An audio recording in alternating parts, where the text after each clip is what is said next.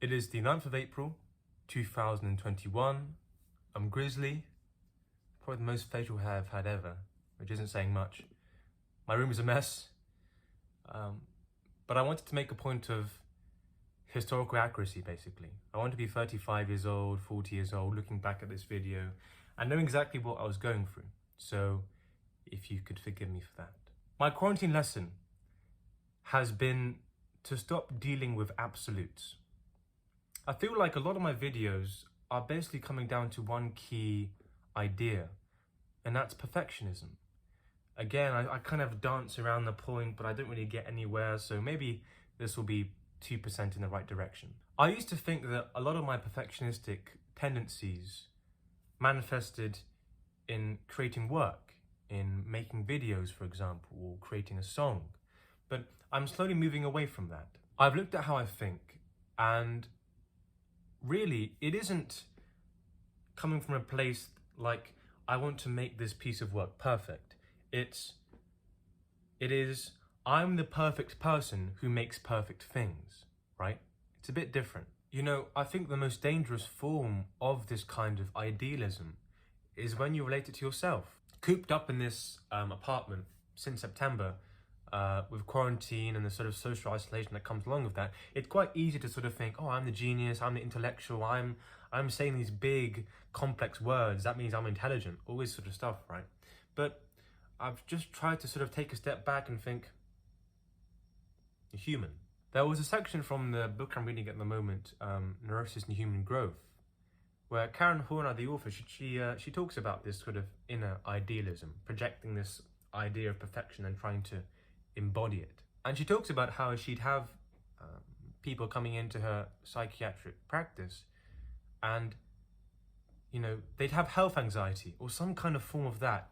And she talked about how, you know, when you have this kind of godlike image of yourself, you think you're untouchable, you think that you are in possession of the pinnacle of kindness and strength, right? When you wake up in the morning and you have this kind of passing little pain in the left side of your abdomen, for example, what you're going to think is that this isn't normal, this is abnormal, right? Because if I have all these qualities, then I should not be experiencing this pain unless it is severe.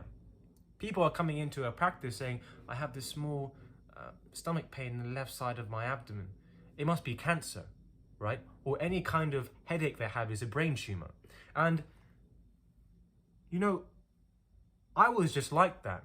I remember I was on my gap year. I was quite stressed. I was working hard. I'd wake up, I'd have this kind of abdominal pain, which probably is the first thing that you feel if you're particularly anxious, right?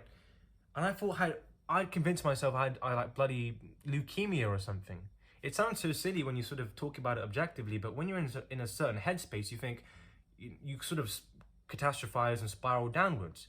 But she was talking about how there's a conflict, right?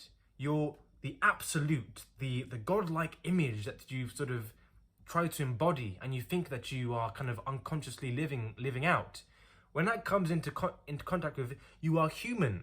You know, you have pains in your leg for no reason that probably are quite benign, but they're gonna, you know, hurt anyway. When these things are in conflict, you know, that's when you sort of really kind of shows up in a big way.